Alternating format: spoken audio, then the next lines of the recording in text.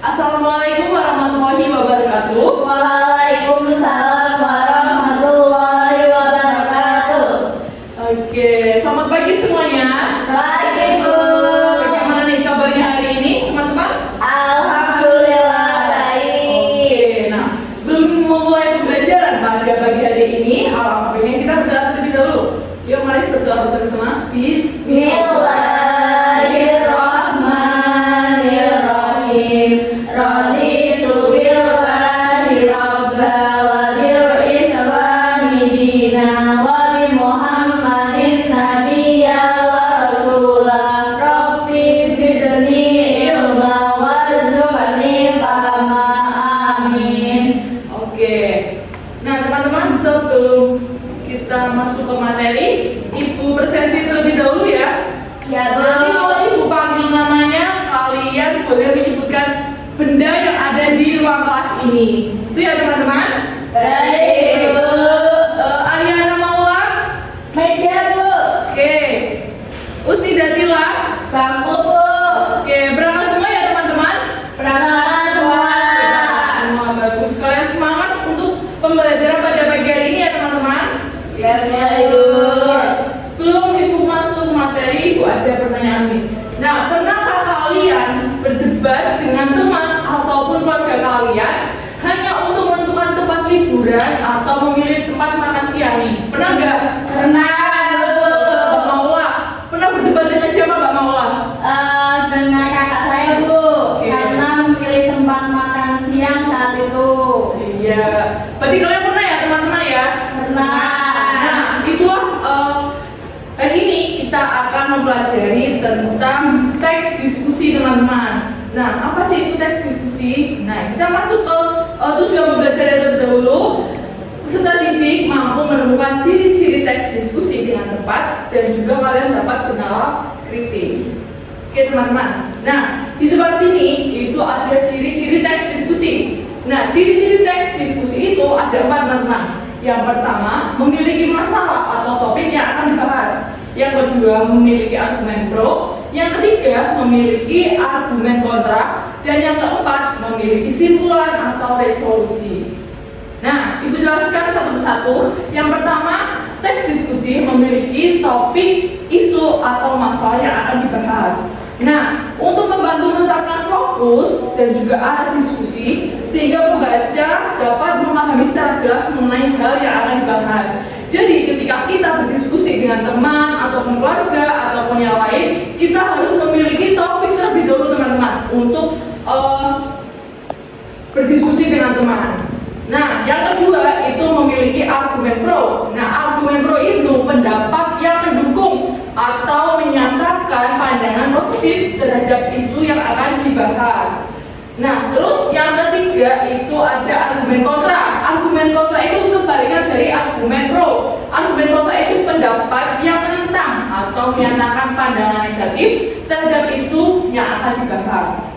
Kemudian yang terakhir pastinya memiliki simpulan dan juga resolusi yang berisi apa teman-teman? Yang berisi rangkuman singkat atau penilaian akhir terhadap isu yang akan dibahas. Itu teman-teman. Nah, di sini Ibu punya contoh teks diskusi. Coba apa nih topik dari contoh ini? Topiknya penggunaan media sosial, Ibu. Kita aja. Ya. Jadi topik dari teks diskusi ini yaitu penggunaan media sosial di kalangan pelajar. Saat ini itu sudah booming teman-teman. Jadinya itu bisa dijadikan contoh teks diskusi. Kemudian di sini pastinya memiliki argumen pro dan juga argumen kontra. Yang pertama itu ada argumen pro. Argumen pro-nya itu di satu sisi media sosial itu memberikan manfaat besar bagi pelajar. Apa manfaatnya? Itu bisa menjadi sarana komunikasi, berbagi informasi, dan juga akses terhadap berbagai sumber pengetahuan. Nah, pastinya itu juga memiliki argumen kontra. Coba Mbak Linda, argumen kontranya apa Mbak Linda? Namun di sisi lain penggunaan media sosial kemudian dapat menimbulkan dampak negatif. Banyak pelajar menjadi kurang fokus belajar karena terlalu sering mengakses media sosial, bahkan mengalami kecanduan yang mengganggu produktivitas. Oke, itu termasuk argumen pro-nya, argumen kontranya teman-teman. Itu bahwa media sosial di dalam pelajar itu memiliki dampak negatif. Dampak negatifnya apa? Yaitu banyak belajar menjadi kurang fokus, belajar karena terlalu sering mengakses media sosial. Nah, pastinya juga ada simpulan. Simpulannya yaitu pengguna media sosial perlu dilakukan secara bijak dengan pengawasan dari orang tua ataupun juga dari guru. Seperti itu teman-teman. Apakah ada yang ditanyakan sampai sini teman-teman? Belum. Oke, kalau begitu Ibu akan membagi kalian AKPD untuk kalian mengerjakannya teman-teman. Baik, Ibu. Bagian terlebih dahulu.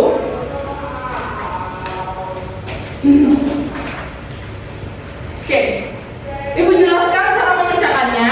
Jadi kalian tulis terlebih dahulu nama kalian, kemudian di sini ada petunjuk pengerjaan. Nah, bacalah teks singkat di bawah ini dengan sama. Jadi di bawah sini itu ada studi kasus tentang uang saku harian dan juga uang saku mingguan. Kemudian yang kedua, diskusikan dengan teman kalian untuk menjawab pertanyaan-pertanyaan di tabel analisis yang telah dibuat di belakang ini teman-teman. Nah, kemudian yang ketiga, tarik kesimpulan tentang apa itu teks diskusi dan diskusinya berdasarkan hasil kerjamu. Seperti itu teman-teman. Apakah ditanyakan? Tidak, Ibu, sudah paham ya. Oke, silakan Ibu beri waktu 15 menit untuk mengerjakan. Apakah cukup? Cukup. Oke, bisa dikerjakan dari sekarang.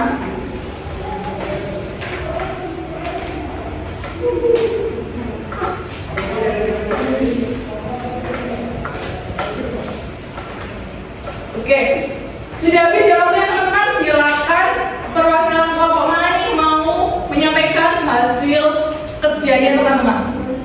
Kelompok 1, Bu. Ya, silakan kelompok 1 boleh langsung.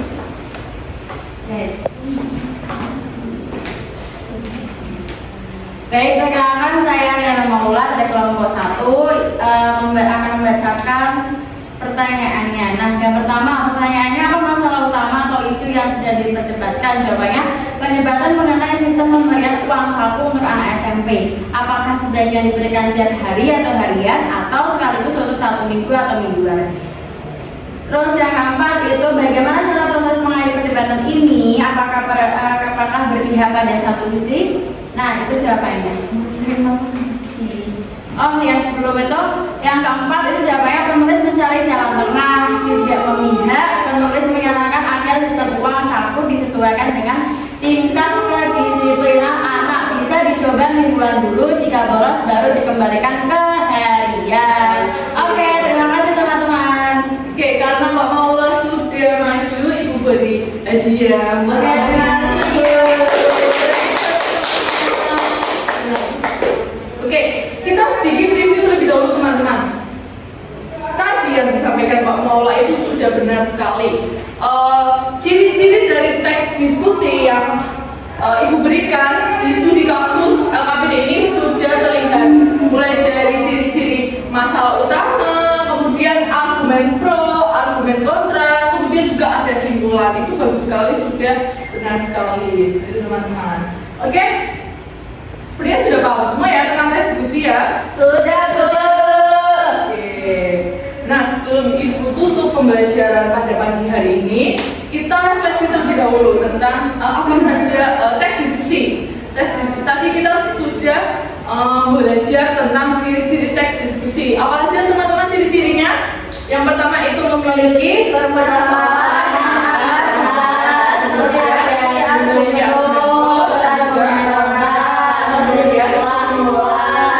Oke, sudah paham semua. Seperti itu ya teman-teman? Iya, Ibu. Nah, untuk minggu depan kita akan membahas masih sama, kita akan membahas tentang teks diskusi. Kita akan belajar tentang kaidah kebahasaan teks diskusi. Jadi nanti teman-teman mohon dipelajari terlebih dahulu agar minggu depan kita masuki materi yang lebih klik. Seperti ya teman-teman. Iya, Bu.